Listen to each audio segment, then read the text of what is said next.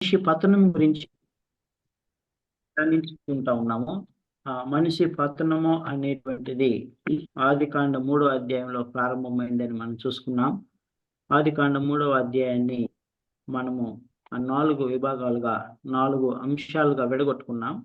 మొదటి అంశము సాతాను హవ్వ ఆదాములను మోసగించుట అనేది మనం చూసుకున్నాము. ఆ తర్వాత రెండవ అంశంగా సాతానుకు మరియు దేవునికి సాతానుకు దేవునికి మరియు హవ్వ ఆదాములకు మధ్య సంభాషణగా మనం చూసుకున్నాం. ఆ తర్వాత మరి దేవుడు హవ్వ ఆదాములకు ఒక మార్గమును ఏర్పరిచినట్లుగా, ఒక రక్షణ మార్గమును ఏర్పరిచినట్లుగా మనం చూసుకున్నాం. సో మనం దాన్ని ఆ యొక్క రెండవ భాగాన్ని మనం కంటిన్యూ చేద్దాం. సో మనము పోయిన క్లాస్లో శరీరాశ, నేత్రాశ, జీవపు డంబం గురించి ధ్యానించుకుంటూ అక్కడ మనం అయిపోయాం. చూడండి, దేవుని యొక్క వాక్యం మనకు స్పష్టంగా సెలవిస్తూ ఉన్నది. యోహాను రాసిన మొదటి పత్రిక 2వ అధ్యాయము 16వ వచనంలో లోకము అనేటువంటి దానికి ఒక డెఫినిషన్, ఒక అర్థము చాలా స్పష్టంగా క్రిస్టల్ క్లియర్ గా దేవుడు అక్కడ రాసి ఉంచాడు. మొదటిది శరీరాశయు, రెండవది నేత్రాశయు, మూడవది జీవపు డంబము. మరి ఈ 3 కూడా తండ్రి వలన పుట్టినవి కావు. ఇవి లోక సంబంధమైనవే, మనుషుని వలన పుట్టినవే. దీనికి జనకుడు అపవాది, ఆ తర్వాత దాన్ని పాటిస్తున్నటువంటి వాడు మనుషుడు. ఆ ట్రాప్ లో పడిపోయి పాపంలో పడిపోయినటువంటి వాడు మనుషుడు. ఇవి దేవుని వలన పుట్టినవి కావు. మనుషుడు తనకు తాను మరి సృష్టించుకున్నటువంటివే. కాబట్టి 3 విషయాల్లో మనము జాగ్రత్తగా ఉండాలి. సో బైబిల్ గ్రంథాన్ని మనం చూసినట్లయితే మరి హవ్వ ఆదాములు పడిపోయినట్లుగా మనం చూసాం. అలాగనే మరి కొంతమంది బైబిల్ గ్రంథంలో మనకు పడిపోయినటువంటి వారు కనబడతారు. మరి వారు ఎందుకు పడిపోయారు, కారణాలు ఏంటో మనం చూసుకుందాం. సో మొట్టమొదటిగా హవ్వ అనేటువంటి ఆవిడికి ఇన్ఎడిక్వేట్ ఫెయిత్ అనేటువంటిది దేవుడి మీద ఉన్నది. సాతానుడు ఒక సందేహాన్ని హవ్వ మైండ్ లో పెట్టాడు, ఒక డౌట్ ని క్రియేట్ చేశాడు. ఇది నిజమా, దేవుడు ఈ యొక్క తోటలో ఉన్నటువంటి ప్రతి చెట్టు ఫలమును తినవద్దని చెప్పాడా అని అన్నాడు. వెంటనే హవ్వకు కొంచెము డౌట్ వచ్చేసింది. Element of doubt has led to the great sin in Eve's life. హవ్వ జీవితంలో ఆ పొరపాటు జరిగిపోయింది. ఆ తర్వాత ఆజ్ఞని మీరి మరి ఆజ్ఞను అతిక్రమించింది, తద్వారా పాపం చేసింది. రెండవది ఆదామును కనుక మనం చూసినట్లయితే గమనించండి, దేవుడు చాలా స్పష్టంగా చెప్పాడు, ఆదామా, ఈ తోటలో ఉన్న ప్రతి వృక్ష ఫలము యొక్క చెట్టు యొక్క వృక్ష ఫలమును నువ్వు నిరభ్యంతరముగా తినవచ్చు. అయితే మంచి చెడులు తెలివినిచ్చు వృక్ష ఫలములను నువ్వు తినకూడదు. నువ్వు ఒకవేళ తిని ఎడల నిశ్చయముగా చచ్చెదవు అని చాలా స్ట్రిక్ట్ గా దేవుడు చెప్పాడు. అయితే మరి హవ్వ చెప్పిన వెంటనే ఆదాము ఏం చేయాలి? దేవుని యొక్క వాక్యాన్ని జ్ఞాపకం ఉంచుకోవాలి, లేకుంటే దేవుడిని అడగాలి, లేకుంటే మరి దేవుని వైపు తిరగాలి. అయితే ఆదాము అవేవి చేయకుండా స్ట్రైట్ అవే హవ్వ చెప్పినటువంటి మాట విని ఆయన పడిపోయినట్లుగా మనకు కనబడుతుంది. తర్వాత కయ్యను కనుక మనం చూసినట్లయితే మరి ఎందుకు పడిపోయాడు? ఎందుకు పడిపోయాడంటే తన సహోదరుడి ఎడల ఆయన ద్వేషాన్ని పెంచుకున్నాడు. దేవుడు హేబేలు యొక్క అర్పణలను అంగీకరించి కయ్యోను యొక్క అర్పణలను తిరస్కరించినప్పుడు మరి కయ్యోను నొచ్చుకొని తన సహోదరుడి మీద ద్వేషం పెంచుకున్నాడు. చూడండి ప్రియమైనటువంటి దేవుని బిడ్డలారా, మరి అక్కడ ఒక అద్భుతమైనటువంటి మాట ఉంటుంది. ఆదికాండము 4వ అధ్యాయము 5వ వచనం. ఆదికాండం 4వ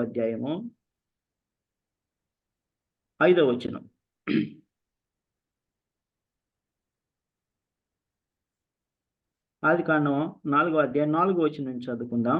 హేబేలు కూడా తన మందలో తొలుచులు పుట్టిన వాటిలో క్రొవ్విన వాటిని కొని తెచ్చెను. యెహోవా హేబేలు అతని అర్పణలను లక్ష్యపెట్టెను, కయ్యను అతని అర్పణలను ఆయన లక్ష్యపెట్టలేదు. కాబట్టి కయ్యూనుకు మిక్కిలి కోపం వచ్చి అతడు తన ముఖము చిన్నుబుచ్చుకొనగా, యెహోవా అంటున్నాడు, యెహోవా కయ్యూనుతో, నీకు కోపమేలా? ముఖము చిన్నుబుచ్చుకొని ఉన్నావేమి? నీవు సత్క్రియ చేసిన ఎడల తలెత్తుకొనవా? సత్క్రియ చేయని ఎడల వాకిట పాపము పొంచియుండును. నీ ఎడల దానికి వాంఛ కలుగును, నీవు దాన్ని ఏలుదువనెను. ప్రియమైనటువంటి దేవుని బిడ్డలారా, పాపము వాకిట పొంచియుండును. కయ్యోను ద్వేషం పెంచుకున్నాడు, పడిపోయాడు. పాపము వాకిట ఉన్నది. కయ్యోను దేవుని సన్నిధి నుంచి దూరముగా వెళ్ళిపోయాడు.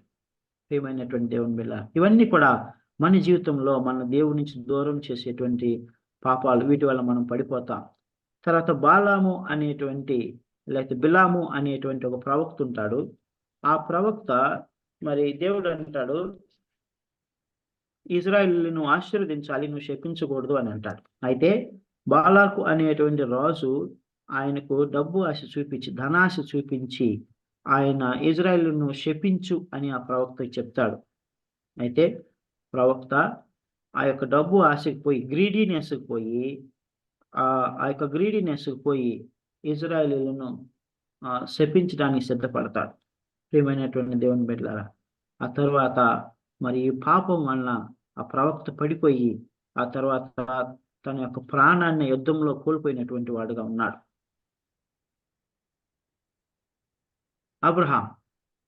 అబ్రహాం కూడా మనం ఆది కాండంలో మనం చూసినట్లయితే అబ్రహాం గురించి మనం ధ్యానించుకునేటప్పుడు ఆ విషయాలు మనం చూసుకుంటాం.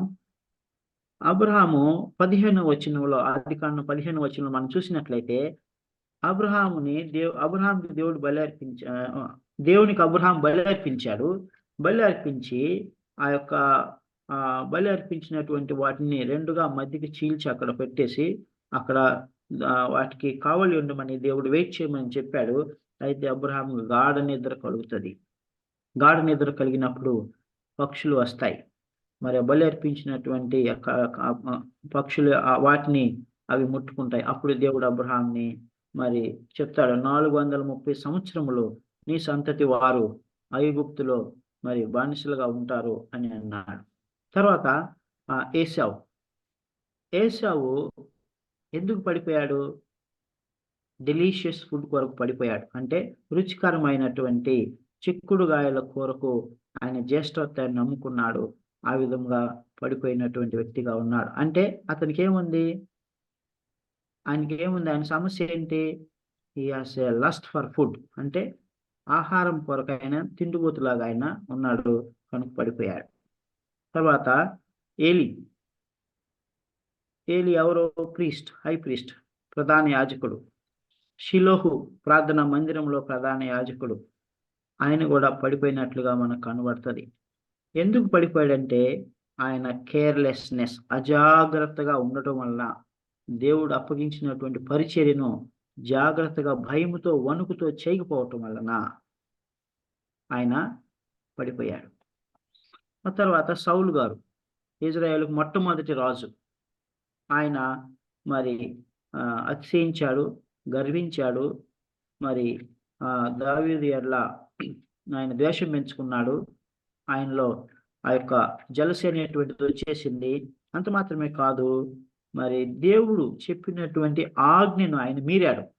అమలేకీలను సమస్తము సర్వనాశనం చేయమంటే వాటిలో మేలిమైనటువంటి శ్రేష్టమైనటువంటి జంతువులను, ఎడ్లను ఆయన తీసుకొని వచ్చాడు.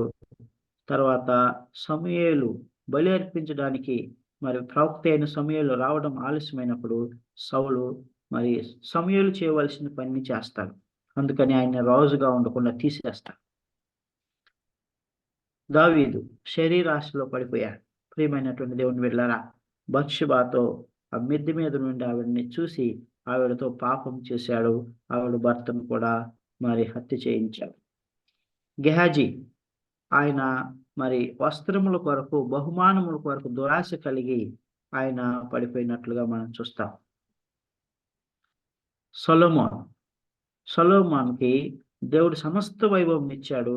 అయితే మరి ఆయనకు ఆ శరీరాశ అనేటువంటిది బహుగా ఎక్కువైపోయి అనేక మంది అన్ని జనులైనటువంటి స్త్రీలను వివాహం చేసుకొని ఆయన ఆ విధముగా మరి పడిపోయినట్లుగా మనకు కనబడుతుంది. అననీయ సఫీరా అననీయ సఫీరాలు మరి ఆ వారికి వారు పొలాన్ని అమ్ముతారు. ఆ పొలం నమ్మిన తర్వాత వారికి కొంత దాచుకొని మరి కొంత తీసుకొని అపోస్తుల పాదం యొద్ద పెట్టి మేము ఇంతకే పొలం అమ్మేమని అబద్ధం చెప్తారు. అంటే వారికి ధనాపేక్ష ఉన్నది. ధనాపేక్ష వలన అబద్ధం చెప్పవలసి వచ్చింది. దానికి ఫలితంగా వారు అక్కడే పడిపోయి పేతురు పాదం యొద్ద పడి చనిపోతారు. ఇస్కరియోతు యూదా కూడా మనం గమనించినట్లయితే ఆయన కూడా మరి ఆ ధనాపేక్ష గలవాడై డబ్బు సంచి ఆఫరింగ్ బాక్స్ ఆయన దగ్గర ఉండేది. అని ఇష్టం వచ్చినట్లు దాన్ని వాడుకునేటువంటి వాడు. ఆ తర్వాత 30 వెండి నాణెములకు ప్రభు అయినటువంటి యేసుక్రీస్తుని అమ్మివేశాడు. ఆ విధంగా ఆయన పడిపోయినట్లుగా మనం చూస్తాం. సో ఇది ఇంతవరకు మనం మొదటి భాగం చూసుకున్నాం. రెండో భాగంకి వచ్చినట్లయితే దేవుడు ఆదాము హవ్వలను ఆ తోటలో నుండి పిలిచాడు. అది 3వ అధ్యాయం 9 నుంచి 13 వచనాలలో. దీనికి మనం సరైనటువంటి శీర్షిక పెట్టుకున్నట్లయితే దేవుడు మరియు ఆదాము హవ్వల మధ్య సంభాషణ అని మనం అనుకోవచ్చు. చూడండి, వారు పండు తిన్న తర్వాత ఒక సంధ్యాకాలం సమయమున దేవుడు ఏదైనా వనంలో వారిని పిలుస్తా ఉన్నాడు. ఏమని పిలుస్తున్నాడు? ఆదామా, నువ్వెక్కడున్నావు అని దేవుడు ఆదాము హవ్వలతో సహవాసం చేయడానికి వారిని పిలుస్తూ ఉన్నాడు. Everyday he does. ప్రతి దినము దేవుడు సాయంకాల సమయంలో వచ్చి వారితో సంభాషించి మంచి చెడులు కనుక్కొని వారికి మరి కొన్ని విషయాలు నేర్పిస్తాడేమో. ఎవ్రీడే ఈవినింగ్ దేవుడు అలాగ వచ్చి వారిని పిలుస్తూ ఉన్నాడు. ఎక్కడున్నావు ఆదామా, నువ్వు ఎక్కడున్నావు అని దేవుడు అన్నాడు. అప్పుడు ఆదాము అంటున్నాడు, దేవా, నీ స్వరం విన్నప్పుడు నేను దిగంబరిగా ఉంటుందని నేను భయపడి దాక్కున్నాను. చెట్ల పొదల మధ్య భయపడుతూ వెనక్కి వెళ్ళి దాక్కుంటూ ఉన్నాను. ప్రియమైనటువంటి దేవుని బిడ్డలారా, అప్పటి వరకు నిరభ్యంతరంగా, సంతోషంగా, ఆనందంగా దేవుని ఎదుర్కొని దేవుని స్వరం వినేటువంటి వారు ఇప్పుడు దేవుని స్వరం వినడానికి భయపడిపోతున్నారు. ఎందుకో తెలుసా? వారిలో సందేహం అనేటువంటి ఒక పాపం వచ్చేసింది. మరి డిసొబీడియన్స్ అంటే అవిధేయత అనేటువంటి ఒక పాపం వచ్చేసి వారు ఆ పండు తిని దేవుని స్వరం వినటానికి బదులుగా సాతాను స్వరం విన్నారు. తద్వారా వారు దేవుని నుంచి దూరం అయిపోయి దేవునికి భయపడి వారు మరి ఆ యొక్క చెట్ల పొదల్లో దాక్కుంటూ ఉన్నారు. ప్రియమైనటువంటి దేవుని బిడ్డలారా, గమనించండి, ఎప్పుడైనా మనం పాపం చేసినప్పుడు, పొరపాటు చేసినప్పుడు మనలో భయం అనేటువంటి వస్తుంది. ఎగ్జాక్ట్గా ఈ దినాన్ని కూడా అది నిజం. మనం పొరపాటు చేస్తే, పరిశుద్ధాత్మ మనం ఒప్పు చేస్తే మనకు భయం కలుగుతుంది. భయం కలిగినప్పుడు మనము దాక్కునకుండా ఓపెన్గా దేవుని సన్నిధికి వెళ్ళి మోకరించి, ప్రభా, ఈ విషయంలో నేను పొరపడ్డాను, ఈ విషయంలో నేను తప్పు చేశాను, ప్రభా నన్ను కరుణించు, నన్ను క్షమించు, నా యెడల దయ చూపించు అని దావీదు వలె మనం మనస్ఫూర్తిగా మనం ఒప్పుకున్నప్పుడు ప్రభు మనల్ని క్షమిస్తాడు. భయపడిన అవసరం లేదు, దిగులు చెందిన అవసరం లేదు. దేవుడు మనం బలహీనులమని ఎరుగును. దేవుడు మనం గడ్డి పువ్వు వంటి వారు అని ఎరుగును. దేవుడు మనం ఇంతలో కనబడి అంతలో మాయమై ఆవిరి వంటి వారమని దేవుడు ఎరుగును. కనుక దేవుడు కరుణా సంపన్నుడు. ఆయన క్షమించే దేవుడు, దయ చూపించే దేవుడు. తెలిసి తెలియక పొరపాటు జరిగినా కూడా ఆదాముల వలె మనం దేవునికి దూరమై దాక్కుని భయపడుతూ మనం ఉండవలసిన పని లేదు. మనం ధైర్యంగా కృపాసింహాసనం ఎద్దకు వచ్చి, ప్రభువా, నేను మనిషిని, శరీరంలో ఉన్నాను, నన్ను క్షమించు, నన్ను కరుణించు, మరలా అది చేయకున్నట్లు నా కృపను అనుగ్రహించు అని ప్రభువుని వేడుకున్నప్పుడు ప్రభు మనకు సాయం చేస్తాడు. సో వీరు అలాగ దాక్కున్నప్పుడు మరి దేవుడు ఆదామునే పిలిచాడు. అయితే ఇద్దరు స్వరం విన్నారు. అప్పుడు దేవుడు అంటున్నాడు, నీవు తినకూడదని నీకు ఆజ్ఞాపించిన వృక్ష ఫలాన్ని నువ్వు తిన్నావా అని దేవుడు అంటున్నాడు. అయితే దానికి జవాబు మనం చూసినట్లయితే ఆదాము అంటున్నాడు, ప్రభా, నీవు నాకు ఇచ్చిన ఈ స్త్రీయే ఆ వృక్ష ఫలములు కొన్ని నాకు ఇయ్యగా నేను తిన్నాను. ఆ స్త్రీయే నాకు ఇచ్చింది ప్రభా అని అంటున్నాను. నేను తిన్నానని అంటలేదు, ఆవిడ ఇచ్చింది కాబట్టి నేను తిన్నాను అని చెప్తున్నాడు. అంటే ఆవిడ మీద నేరం వేస్తా ఉన్నాడు. మరి కమాండ్ ఎవరిచ్చారు? దేవుడే ఇచ్చారు. ఆజ్ఞ ఎవరిచ్చారు? దేవుడే ఇచ్చారు. ఆదామును సృష్టించింది ఎవరు? దేవుడు. రోజు సంభాషిస్తుంది ఎవరు? దేవుడు. ఏదైనా వనమును తయారు చేసింది ఎవరు? దేవుడు. దానిని సేద్యం చేయుటకు, కాయుటకు మరి బాధ్యతనిచ్చింది ఎవరు? దేవుడు. సమస్తం ఇచ్చినప్పుడు దేవుని మాట వినకుండా, దేవుని లక్ష్య పెట్టకుండా ఆదాము తన భార్య మాట విన్నాడు. అప్పుడు దేవుడు అంటున్నాడు, అమ్మా అవ్వ, నువ్వు చేసింది ఏమిటి?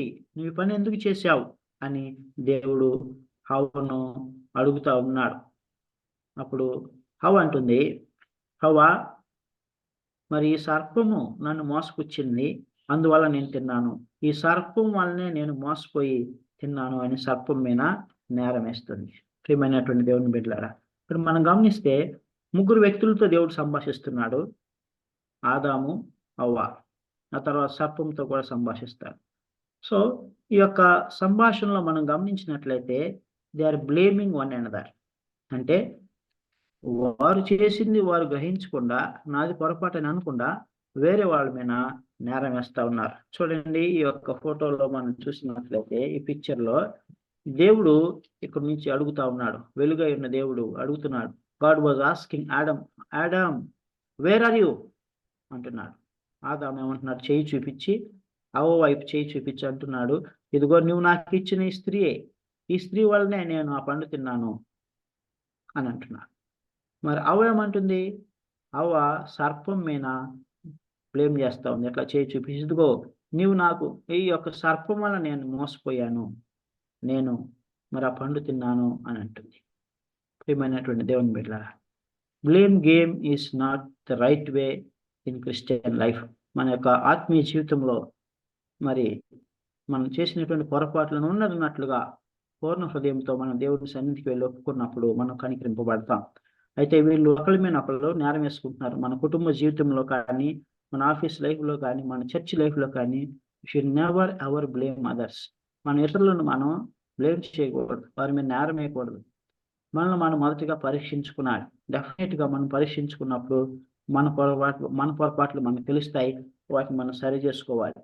ఇతరులు ఎవరైనా పొరపాటు చేసి ఉంటే వారి కొరకు మనం ప్రార్థన చేయాలి. మనం ఎవరి మీద కూడా నేరారోపణ చేయకూడదు. ఇది రెండవ భాగము. సో మూడవ భాగానికి మనం వచ్చినట్లయితే మరి వారు పాపము చేశారు.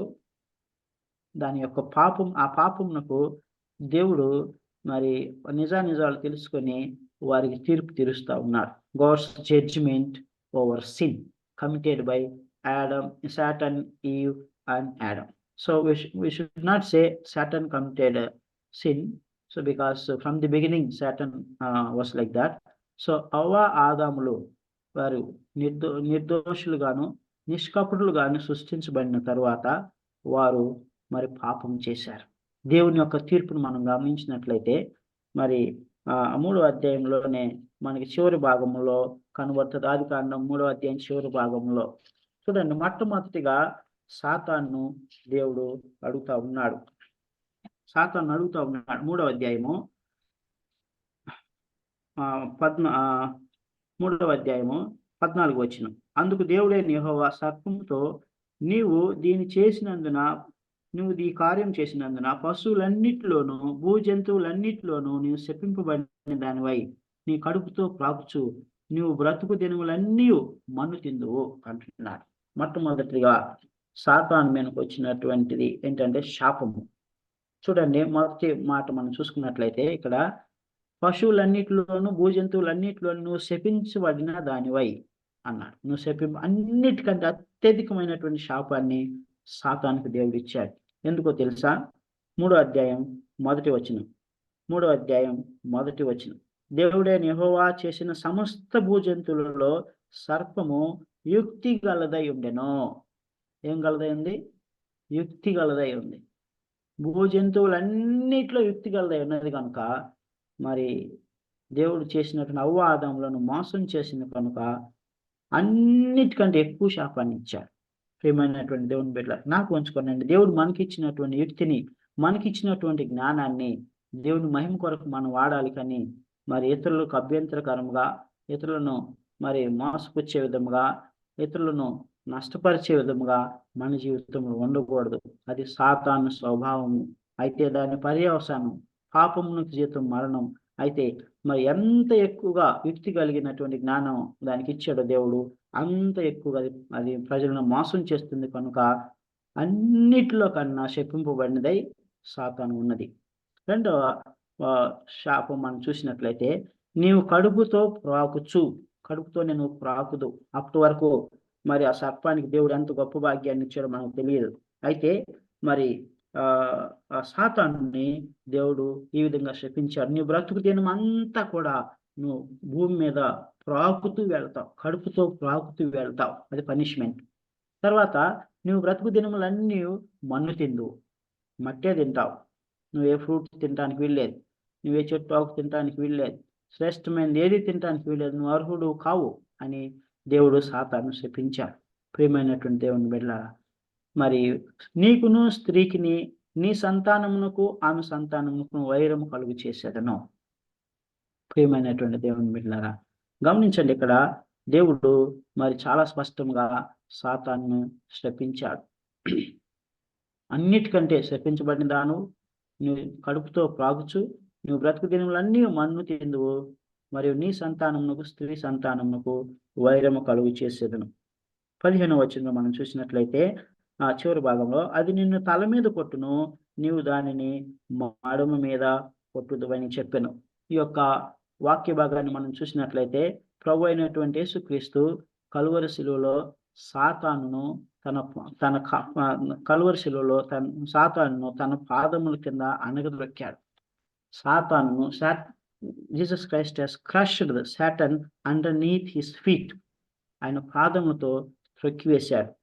ఆ విధంగా త్రొక్కివేసేసి మానవ జాతిని పాపం నుంచి విడిపించి పవిత్రులుగా చేశాడు. ఆ విధంగా రక్షణను ప్రజలకు అనుగ్రహించాడు. దాని గురించి ఇక్కడ మాట్లాడుతూ ఉన్నాడు. నిన్ను తల మీద కొట్టును, నీవు దాన్ని మడ మీద కొట్టుదు అని చెప్పాను. సో అది సాతానుకు దేవుడు పెట్టినటువంటి శాపము, శిక్ష. తర్వాత అవ్వకు దేవుడు ఏం చెప్తా ఉన్నాడంటే, నీవు ప్రయాసమును నీ గర్భవేదనను నేను మిక్కిలి హెచ్చించెదను అంటున్నాడు. చూడండి 16వ వచనం. ఆయన స్త్రీతో, నీ ప్రయాసమును నీ గర్భవేదనను నేను మిక్కిలి హెచ్చించేదను, వేదనతో పిల్లలు కందువు, నీ భర్త ఎడల నీకు వాంఛ కలుగును, అతడు నిన్ను ఏలునని చెప్పెను. ప్రియమైనటువంటి దేవుని బిడ్డలారా, స్త్రీ బలహీన ఘటమని, స్త్రీ బలహీనురాలైన దేవుడు ఎరిగి మరి ఆవిడ ప్రసవ వేదనను హెచ్చించాడు.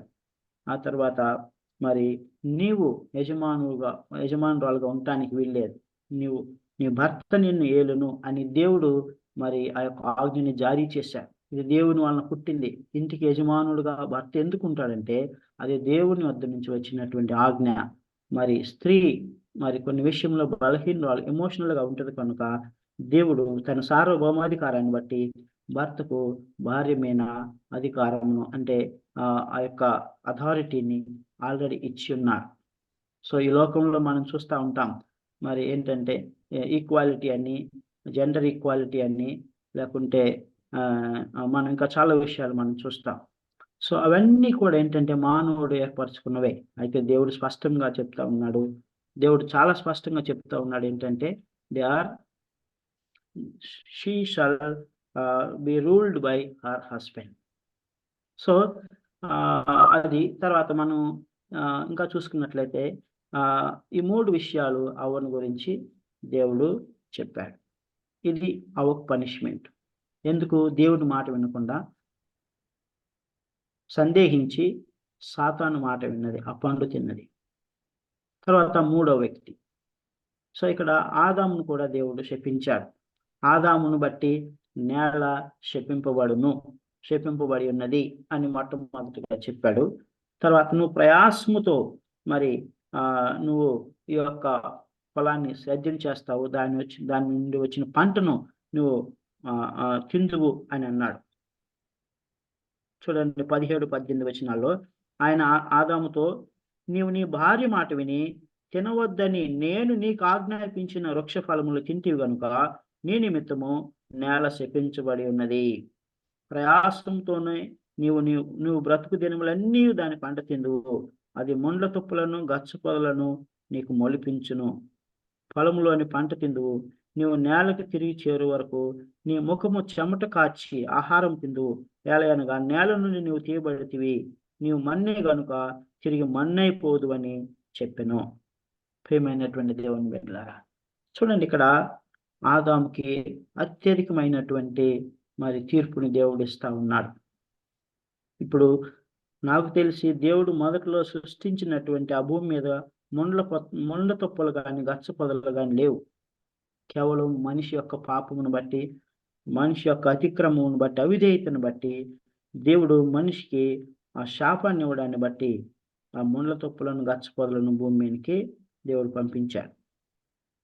సో ఇది దేవుడు మరి ఈ ముగ్గురికి ఇచ్చినటువంటి శిక్ష. మీరు ఒకసారి ఇక్కడ గమనించినట్లయితే దేవుడు శిక్షించడం ఎక్కడి నుంచి మొదలు పెట్టాడు? పాపం ఎక్కడ మొదలైందో అక్కడి నుంచి మొదలు పెట్టాడు. దేవుడు సృష్టించింది ఆదాముని సేద్యం చేయమని చెప్పాడు, ఆ తోటను కాయమని చెప్పాడు. కానీ పాపమునకు జనకుడైనటువంటి సాతాను యొద్ద నుంచే దేవుడు తీర్పు మొదలు పెట్టాడు. అంత్య దినముల్లో కూడా ప్రకటన గ్రంథం మనం చూస్తాం. మొట్టమొదటి తీర్పు సాతానికే. అగాధంలో వేయబడి వాడు మూసివేయబడతాడు. సో ఇక్కడ గమనించినట్లయితే ఆ పాపమును జనకుడు సాతాను చేత మోసపోయబడి మొట్టమొదటికి పాపం చేసింది అవ్వ మాట విని పాపం చేసినటువంటి వాడు ఆదాము. కనుకనే మనం గమనించినట్లయితే ఇక్కడ ఆ యొక్క పనిష్మెంట్ కూడా అదే వరుస క్రమంలో వస్తూ ఉంది. మొదటగా సాతాను, తర్వాత మొట్టమొదటి పాపం చేసినట్టు అవ్వకు తర్వాత శిక్ష, మరి అవ్వ మాట విన్నటువంటి ఆదాముకు శిక్ష. కాబట్టి ప్రియమైనటువంటి దేవుని బిడ్డలారా, ఈ యొక్క తీర్పు అనేటువంటిది ప్రతి ఒక్కరి మీద తప్పకుండా వచ్చును. పాపమునకు జీతము మరణము. అంత్య దినముల్లో దేవుడు వారి క్రియలను బట్టి దేవుడు ప్రతి ఒక్కరిని తీర్పులోని తీసుకొస్తాడు. కాబట్టి మరి మన క్రియలు ఎలాగ ఉంటా ఉన్నాయి? శరీరాశ, నేత్రాశ, జీవపు డంబము మనలో ఎక్కడైనా ఉంటుందా? మనం దేవుని స్వరం వింటున్నామా, లేకుంటే సాతాను స్వరం వింటున్నామా, లేకుంటే వేరే వాళ్ళ స్వరం వింటున్నామా, లేకుంటే మన వాక్యానుసారంగా వెళుతున్నామా అనేవి మన జీవితంలో మనం పరీక్షించుకుంటూ ఉండాలి. అందుకని మనం సహవాసం కలిగి ఉంటాం. ఆదివారము, ఒక మధ్యవారము, ఒక బైబిల్ స్టడీ మనం కలిగి ఉంటాం. వారానికి 3 కోడికలు ఉంటాయి. ఎందుకనంటే ఈ 3 కోడికల్లో మనం కూడుకున్నప్పుడు దేవుని యొక్క వాక్యము మనతో మాట్లాడుతుంది. దేవుని యొక్క వాక్యము మనల్ని శుద్ధీకరిస్తుంది, మనల్ని హెచ్చరిస్తుంది, మనల్ని పవిత్రపరుస్తుంది. కనుక మరి ఆ మధ్యలో ఏమైనా మనం తెలియక పొరపాట్లు చేస్తే ఆ వాక్యం చేత నూతన పరచబడతాం, కడగబడతాం, శుద్ధీకరించబడతాం, మనం దేవుని దగ్గరగా ఉంటాం. ఆ విధంగా మన ఆత్మీయ జీవితంలో మనం ముందుకు సాగిపోతూ ఉంటాం. ఎవరైతే సహవాసాన్ని కలిగి ఉండరో వారు దేవుని యొద్ద నుండి దూరం అయిపోయే ప్రమాదం ఉంది. మందిరానికి వెళ్ళొచ్చు, ఆదివారం ఒక్కరోజు వెళ్ళొచ్చు, మధ్యవారాల్లో కనుక సహవాసం లేకపోయినట్లయితే మరి వారి ఆత్మీయ జీవితంలో కొంత వెనుకబాటు అనేటువంటిది మనకు కనబడుతుంది. ప్రియమైనటువంటి దేవుని బిడ్డలారా, అందుకని హెబ్రీయులకు రాసినటువంటి పత్రికలో మరి దినములు మరి సమీపించుచున్నవి కనుక, దేవుని రాకడ సమీపించుచున్నది కనుక మీరు సాధ్యమైనంత వరకు మరి కూడుకుంటూ మానవద్దు అని దేవుడు సెలవిస్తా ఉన్నారు. సో ఇది దేవుడు ఈ పిక్చర్లో మనం చూస్తాము. అవాదములను శపిస్తా ఉన్నాడు, శిక్షిస్తా ఉన్నాడు. సో 4వ విషయాన్ని మనం చూసినట్లయితే ఆదాము హవ్వకి దేవుడు చూపినటువంటి ప్రేమ. 3వ అధ్యాయము 21వ వచనం. ఆదికాండం 3వ అధ్యాయము 21వ వచనం. దయచేసి ఈ యొక్క వాక్యములను చదివేటప్పుడు మీరు కూడా ఫాలో అవ్వాల్సిందిగా కోరుచున్నాను. దేవుడైన యెహోవా ఆదామునకు అతని భార్యకును చర్మపు చొక్కాయలను చేయించి వారికి తొడిగించెను. అయితే దీనికంటే ముందు అవ్వ ఆదాములు ఏం చేశారు? వారు దిగంబరులను ఎరిగి వారు అంజూరపు చెట్టు ఆకులను కోచి ఆకులతోటి కచ్చడములు కట్టుకొని వారి యొక్క దిశమలను, వారి యొక్క నగ్నత్వాన్ని కప్పుకుంటూ ఉన్నారు. ప్రియమైనటువంటి దేవుని బిడ్డలారా, పాపమును కప్పుకోవడానికి వారు సొంత ప్రయత్నం చేస్తూ ఉన్నారు.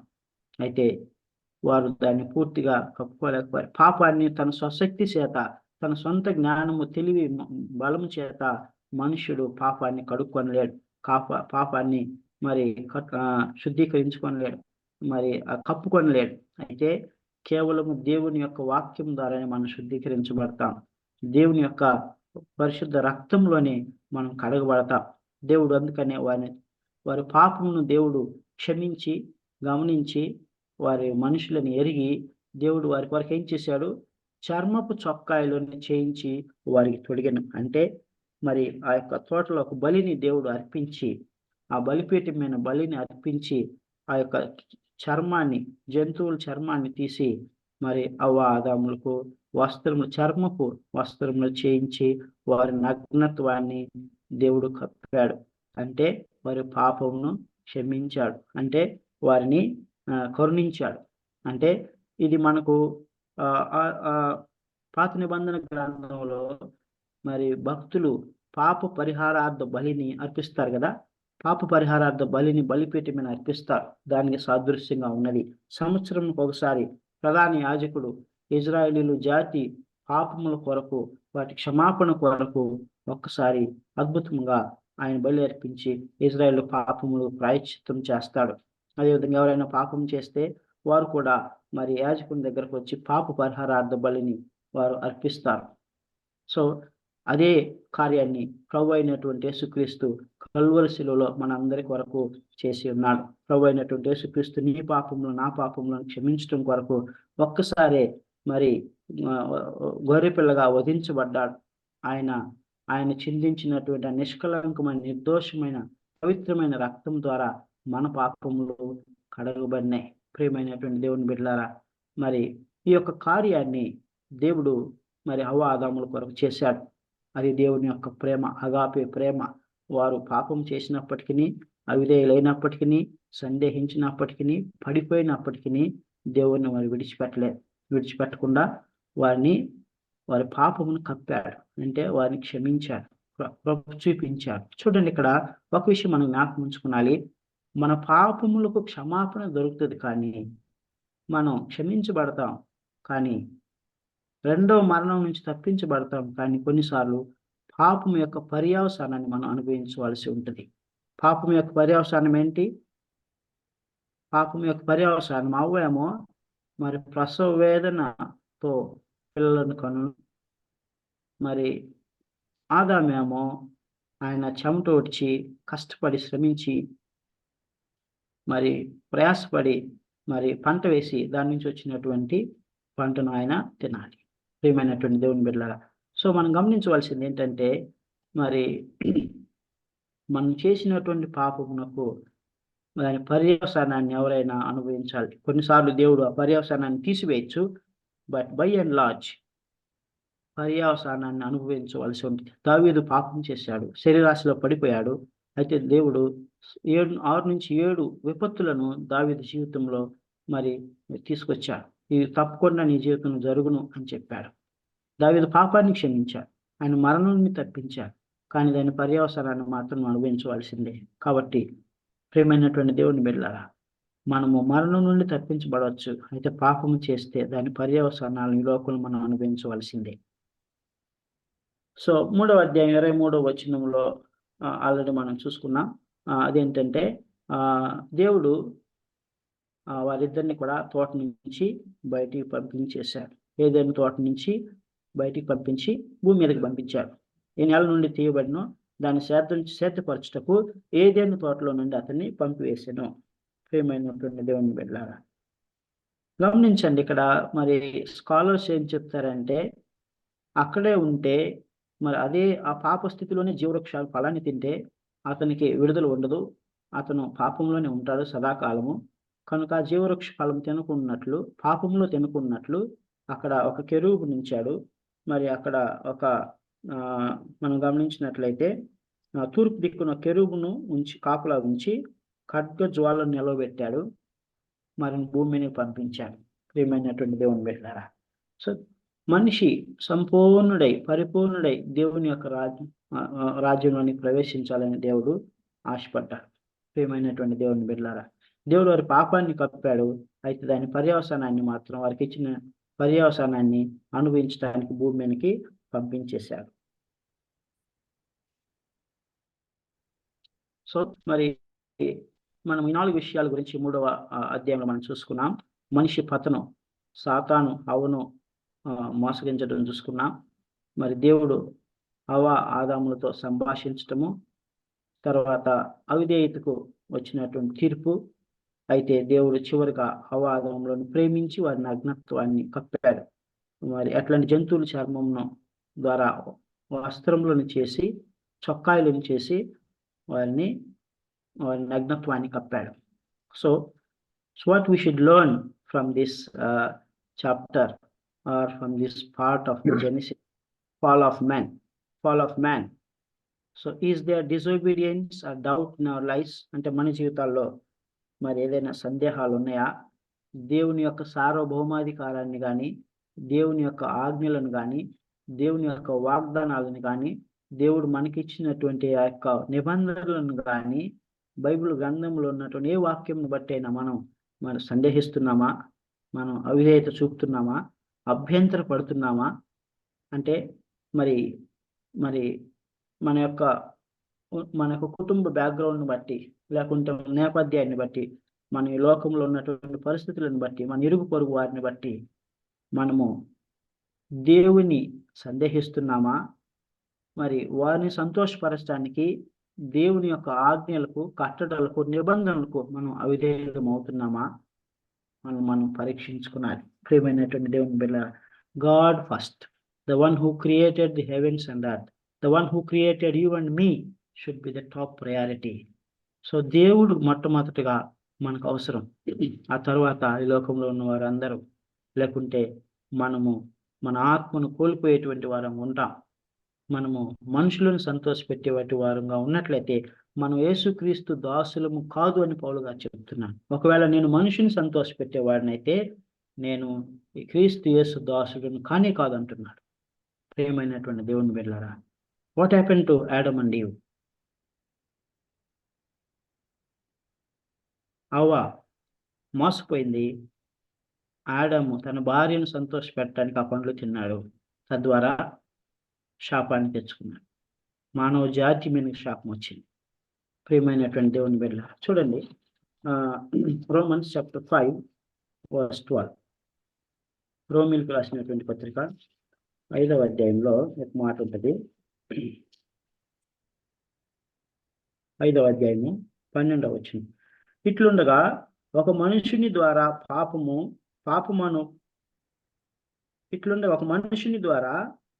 పాపము ద్వారా మరణమును లోకములో ఎలాగూ ప్రవేశించెనో అలాగున్నే మనుషులందరూ పాపము చేసినందున మరణము అందరికీ సంప్రాప్తం అయినో. ప్రియమైనటువంటి దేవుని బిడ్డలారా, మరణము అందరికీ సంప్రాప్తమైంది. మనము అవిధేయులుగా ఉంటే, సందేహిస్తే, దేవుడి నుంచి దూరం అయిపోతే మన బిడ్డలు దూరం అవుతారు. మన ద్వారా దేవుడు అందరిని రక్షించాలనుకుంటున్నారు, వారందరూ దూరం అయిపోతారు. మనం మోసపోవటమే కాకుండా అనేక మందిని మనం మోసపరిచేటువంటి వారంగా, నష్టపరిచేటువంటి వారంగా ఉంటాం. కానీ దేవుడు అలా ఉండొద్దని సెలవిస్తా ఉన్నాడు. ప్రియమైనటువంటి దేవుని బిడ్డలారా, do not doubt the word of God, commandments of God, covenants of God, ordinances of God. Do not show disobedience to the God's commands, but be obedient and trust in the Lord. So రెండవది, మనము హవ్వ ఆదాములు దాక్కున్నట్లుగా వారు అంజూరపు చెట్టు ఆకులను కోసుకొని వారి కచ్చడాలను చేసుకొని వారి నగ్నత్వాన్ని కప్పుకుంటున్నట్లుగా మనం పాపాన్ని దాస్తున్నామా? ప్రియమైనటువంటి దేవుని బిడ్డలారా, షుడ్ నాట్ హైడ్. దాస్తే అది ఒక ఆటం బాంబులాగా పేలిపోతుంది. ఒకనొక రోజు మనల్ని నష్టపరుస్తుంది. అతిక్రమమును దాచిపెట్టువాడు వర్ధిల్లడు, వాటిని ఒప్పుకొని విడిచిపెట్టువాడు కనికరం పొందడు. ప్రియమైనటువంటి దేవుని బిడ్డలారా, pray, seek the Lord, read the word of God, attend the fellowship, take part in the table of the Lord. అప్పుడు ఆ పాపం అనేటువంటి దేవుడు మనలో నుంచి తీసివేస్తాడు. పాపం దాచిపెట్టకూడదు, ఒప్పుకొని విడిచిపెట్టాలి. 1 John chapter 1 verse 9. మన పాపంలో మనం ఒప్పుకొని ఎడల ఆయన నమ్మదగిన వాడు, నీతిమంతుడు కనుక ఆయన సమస్త దుర్నీతి నుండి విడిపించి మనల్ని పవిత్రులుగా చేయి.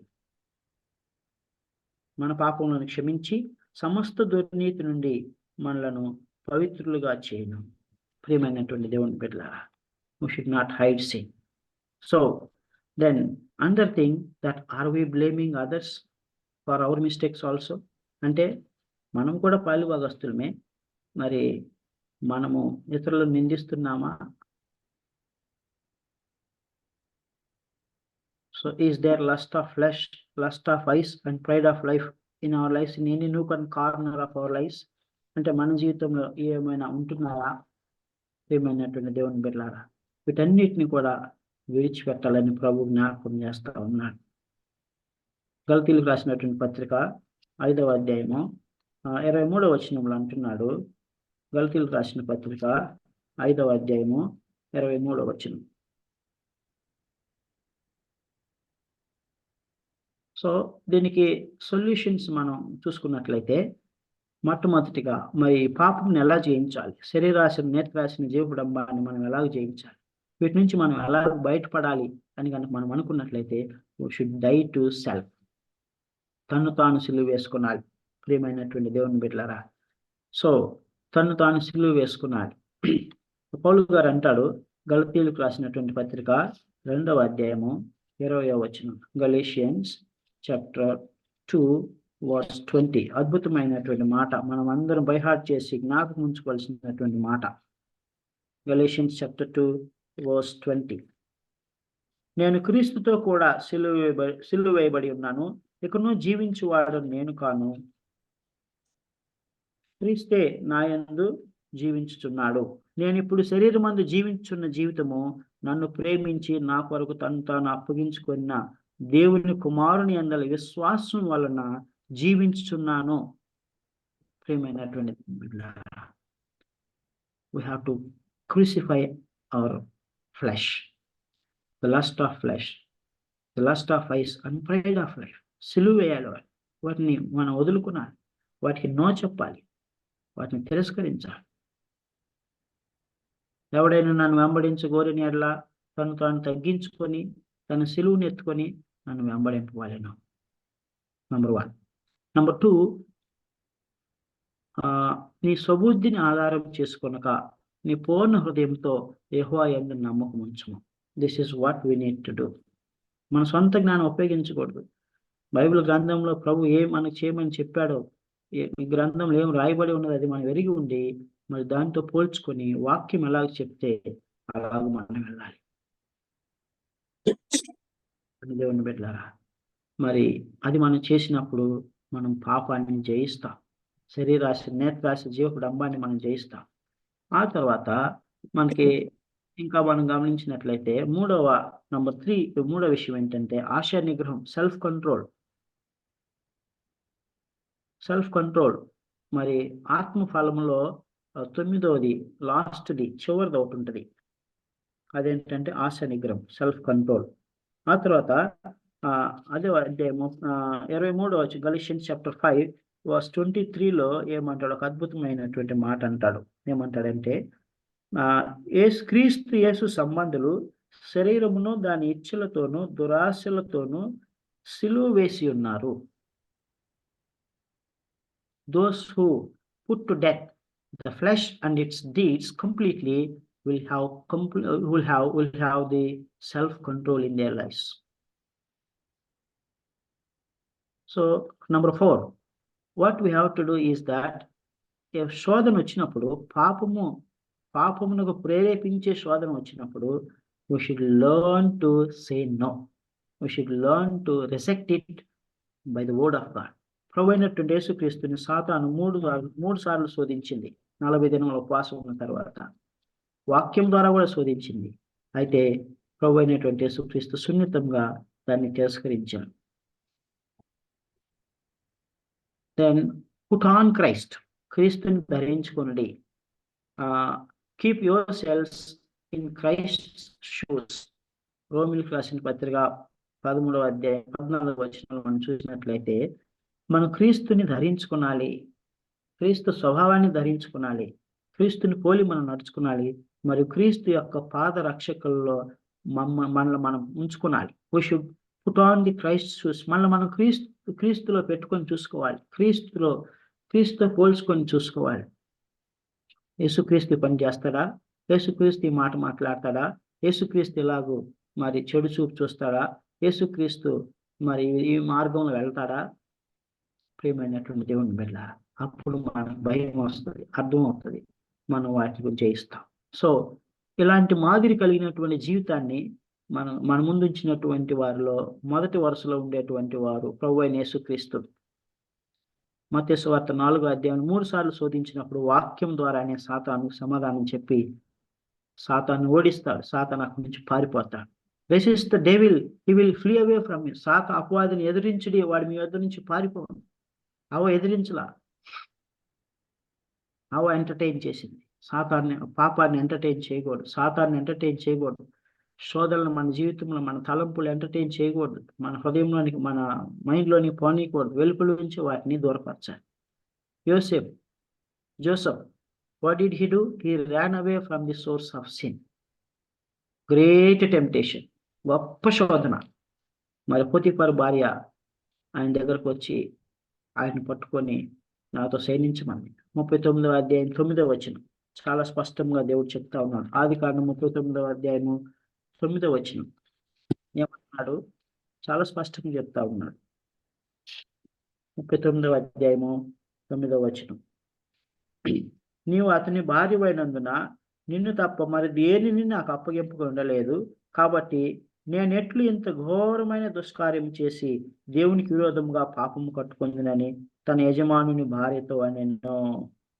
దినదినము ఆమె యోసేపుతో మాట్లాడుచుండెను గాని అతడు ఆమెతో శయనించుటకైనను ఆమెతో నుండుటకైనను ఆమె మాట విన్నవాడు కాదు.